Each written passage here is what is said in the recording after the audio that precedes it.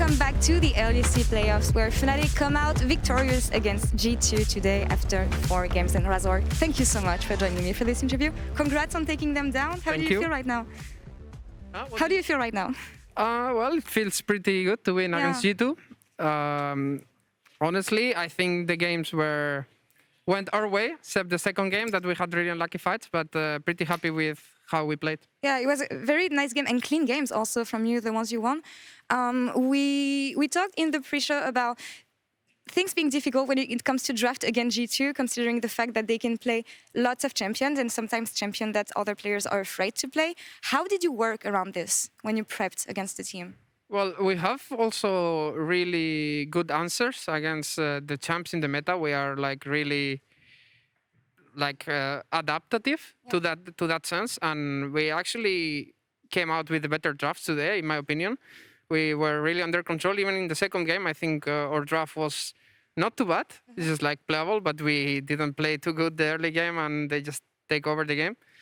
But overall, it wasn't too hard to play against G2 draft. Nice. Well, yeah, you did well indeed. I asked Dylan about blue side being so dominant so far in playoffs. Do you have an opinion on that and the fact that teams mostly win from blue side, except you, of course, in the last game? I mean, I guess there are just many AD champs that they're OP. Yeah. So either you trade them or you just get with the Jinx, the Seri that looks really strong. Or in the jungle, there is popular FLICKR in pick and stuff. So I guess there are many OP champs right now. So blue side is strong. About OP champs you mentioned, we've seen a rise of Hecarim during playoffs, more than during the regular season, I mean. How do you explain that?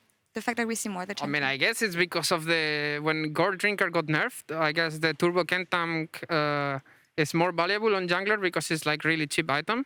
And Hecarim is the best champ to play with Turbo Kentank, I guess. Indeed.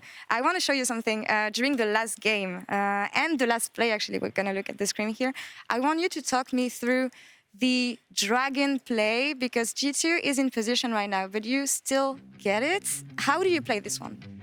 If I'm not wrong, I think this fight we decided to play slow when the Drake was up and try to poke them as much as we can.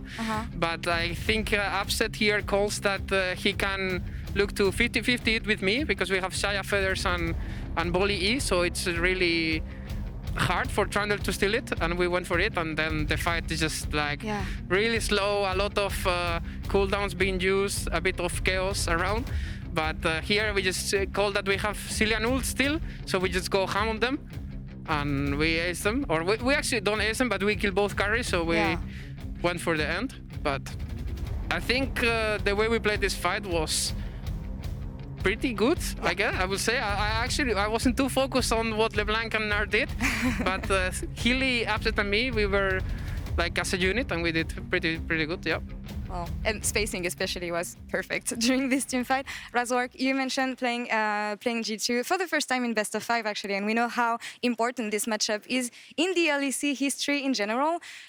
How special was it for you being one of the youngest players in this Fnatic lineup? I mean, it's really special for me because I think it's the first time that I go to semi-final in LEC. So, I mean, I guess it's a small win for me. And personally, it just feels like I'm the youngest player in the team, but I feel like I'm the captain most of the time in the game. When the early game hits, or I feel really confident, I raise my voice, and you know that something good's gonna happen. And when I pick a champion like Bolly, I have so much freedom to play aggro because there is no tower. So I just raise my voice and say, we are going for this. And my team will follow. And sometimes good things happen, but sometimes some int happen. But it's worth it to try, no? Yeah, it is worth it. And there's some flips sometimes. Exactly. And this is what makes you a clutch player indeed. And I'm super happy to see that you're taking your responsibilities as a jungler. And you anticipated my last question. You'll be playing your first semi-finals against Rogue. You saw them yesterday. What's your take on the team and your ability to take them down next week? I think Rogue is a team that plays really control and structure. They don't do many mistakes. So I guess against them, it will be even more slow game, probably. I have no clue. Depends of what version of Malrang comes. If he decides to be the perma-gank and see what happens. Then the game will be over level 5 for either team. Depends if he gets the ganks off or not. But lately, I think he has been playing more control and discipline. And I think it's going to be a really interesting best of 5. Yeah. Ice and fire, I think, for this best of 5. Razork, thank you so much for the interview. Congrats again on taking down G2. And you guys don't go anywhere at home because we're here for PGL with Humanoid, Sjokz, and Nymaera.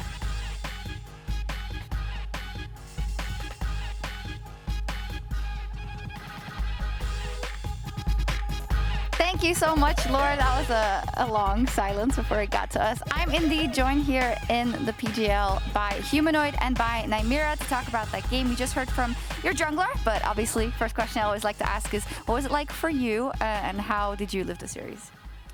I think for me it was a pretty fun series since I could play LeBlanc every single game, which is a fun champion.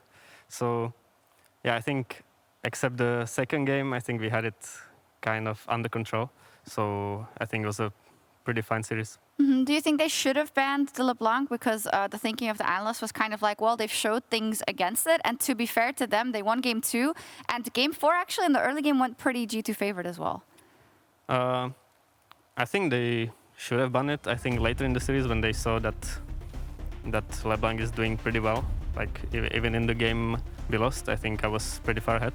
So yeah, there's not really that much CC in the meta right now, so I think LeBlanc is pretty strong and they should have banned it. Actually, just as an aside, just out of personal interest, you said that LeBlanc was really fun to play in this series. What is your favorite champion to play right now in the current meta? Is it LeBlanc? Is it something else? I mean, right now I really like to play the AP Kai'Sa actually. Yeah. I played in solo queue a lot and it's so much fun. For my own sanity, thank you for not playing that. Oh yeah.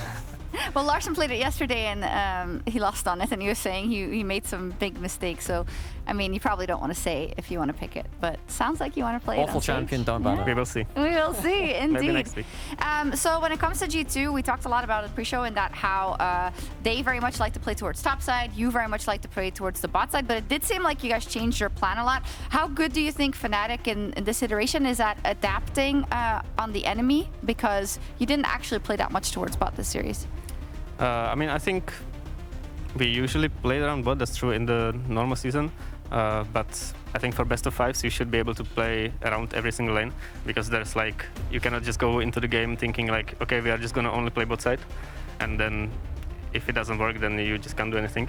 So we tried to play against every single, around every single lane today, so just to kind of, you know, switch it up a bit. And to kind of put it back into context as well, you know, obviously we've had such high expectations of this team and you've had so many great results in the regular season, but this is the first best of series we've seen this roster do. And, you know, you knocked it out the park today, being able to adapt on the fly, play around so many experienced members. So it's kind of great to see, you know, there's an extra ceiling to be discovered here. Is that a question or? No, that was just me going, hey, they're very good. I like it. I appreciate it. So Humanoid, that in that regard as well, first best of 5 and whatnot. A couple of questions specifically maybe on playing versus Caps. This is the new kind of iteration of Fnatic versus G2. Do you feel like it's changed your matchup versus Caps over the years? And where do you think it stands right now? Is it harder? Is it difficult? Is it different? I mean, I think he's for sure the top 2, top 3 mid laner still. So I think it's always probably the hardest matchup out of any mid laner in EU. So yeah, I mean, it's been like that for basically since I came to LEC, I guess. So it didn't really change that much in that sense. You were the player of the series, though, the Kia player of the series, with 69% of the votes, KW. Nice. Congratulations. You were saying, well, I think I should get it because I maybe died a little bit in that last game, but yeah, LeBlanc, easy game, easy life, right? Yeah, I mean, if you play LeBlanc, you have so much options and you can escape any situation, so it's pretty easy. Yeah. It's really good in the meta. Throughout the year, when we've had your teammates on PGL, every single one of them talked about how you are contributing a lot in terms of shot calling, also in terms of just general knowledge about the game. I want to turn it around on them because this is the first time that you come into a completely new environment, new coaching staff, new players, etc. How much do you think that you are learning about your craft and maybe your role, but as you in a team in the season? And when can we expect you to become the humanoid hive mind, where you're actually playing on 5 computers? I mean, I would love to play on 5 computers if that's possible. But yeah, I mean, I think I always try to make my team to play in my way that I think is good, because I think I have pretty good understanding of what to do in the macro sense. So I think I'm just doing now what I was doing in last year in Mats. So, and it's been working so far. So I think, yeah, there's no reason to change it. What is playing the humanoid way? That's a trade secret. Yeah. I mean, I don't know. I don't know what to say about this. It's just, I think we just play better and more controlled in the mid game than usually than the other teams. So more controlled in the mid game. But there is actually quite an interesting point about that, because we talk about eras of mid laners, where we talk about the perks, the caps, and then there's also yourself and Larsen, and then Vito kind of coming just a bit after that. But I think actually we see kind of characteristics of players depending on when they started as well, and a lot of the picks that some of the tricks of the trade that they figure out in the meta, which they kind of grew up in, I suppose. It's kind of interesting to see that you're still kind of developing on that style as well and continuing to push further upwards. Yeah, I mean, for sure, I didn't really play back then in like the season 3 when it was a completely different game. So for sure, like some people who played back then have different skill sets than people that started playing later. And yeah, it's just a different style of plays. We've come a long way from humanoid dies in a side lane, right? Yeah. So now there's more control in the mid game. Love it. Let's take a look at the bracket. We now have Fnatic versus Rogue in the upper bracket. You have a bit of experience in best of fives versus Rogue back on the Mad Lions. So yeah, what are your expectations for that match? And do you want to repeat what you told me right before PGL? No. I mean, I think Rogue should be easier than G2. Yeah, they usually. I mean, I know they have different players, but they usually look worse in playoffs from the past. So I'm kind of expecting them to look worse. Well, we talked to again. Larsen yesterday, and he said that's not going to happen again. He said that was because of things. All right. And those things aren't there. So take that out of the equation, and if they play the way they do in the regular season, take it into that regard. Yeah, I mean, I think anyway they are pretty exploitable in best of fives. I think they do a lot of same stuff every single game that are only good if the enemy makes a mistake, basically. So if we don't make mistakes, it sounds pretty easy, then we're gonna win. Yeah. Just don't make mistakes. Yeah, just don't make mistakes, and it's easy win. However, I guess the other team, sadly, at that bracket, we press Afterpay. Respects for G2 with that. That's a big run. That's 3 best of 5s before they could possibly get into the finals if they win all of them. Great point. That's actually a lot of games back to back. Yeah, I don't envy them. But the lower bracket or loser bracket is usually teams who come through the loser bracket can end up being much stronger The hyperbolic because time chamber. Like you don't play a lot of games in the regular season, right? So it could be a chance. It does also mean Excel versus Vitality.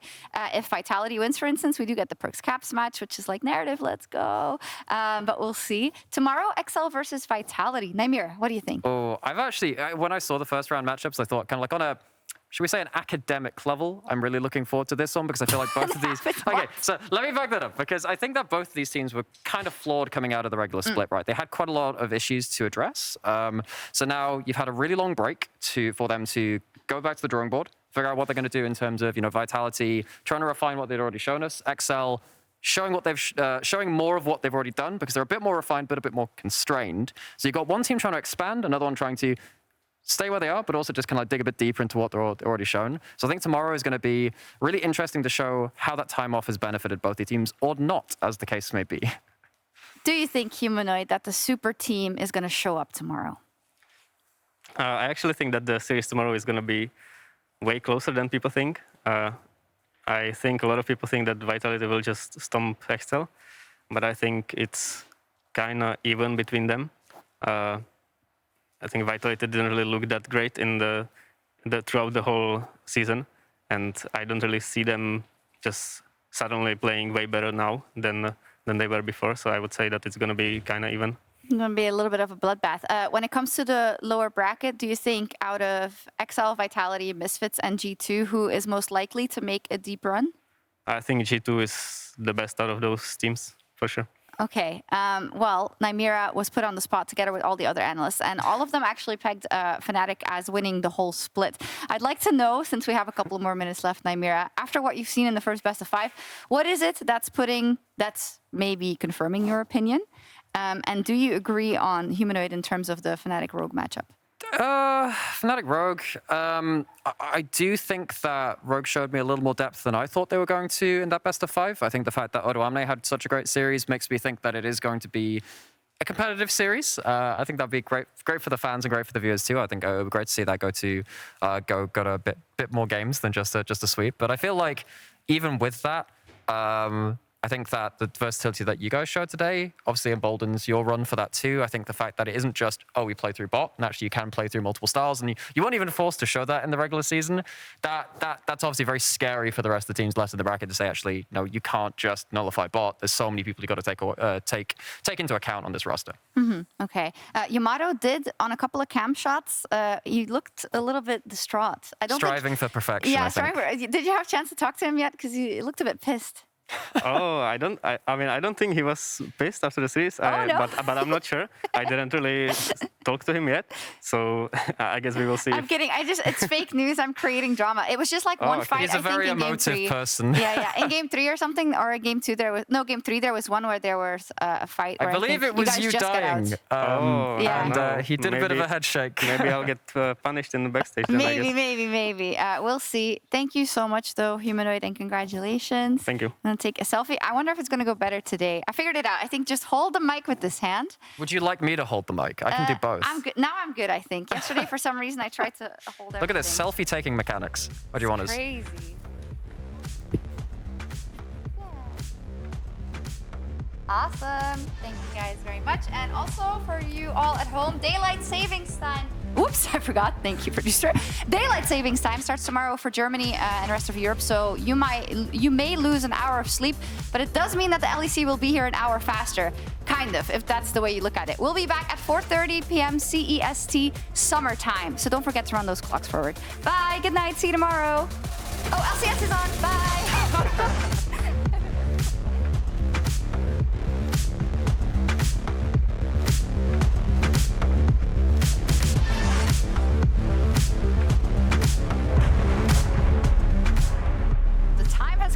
To write a new page in the book of Fnatic versus G2 Esports.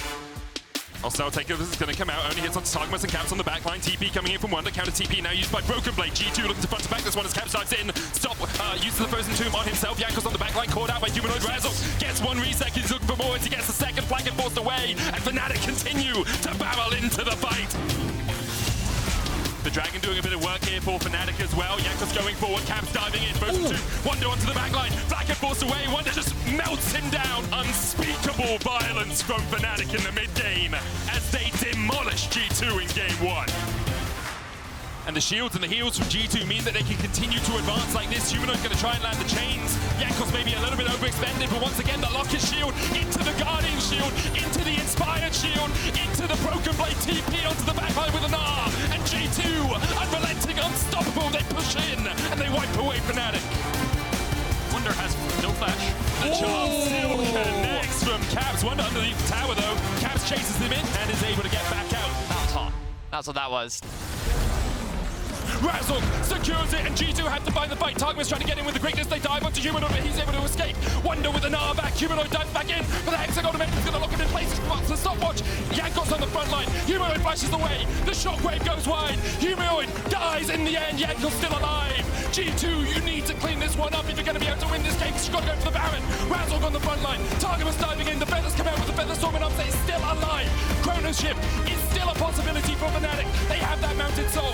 Razork looking for the flank. He's forced away by Caps. G2 continue to advance. This is their only opportunity to find a win in this fight. You have the feeling Fnatic will disengage. Wonder going back in.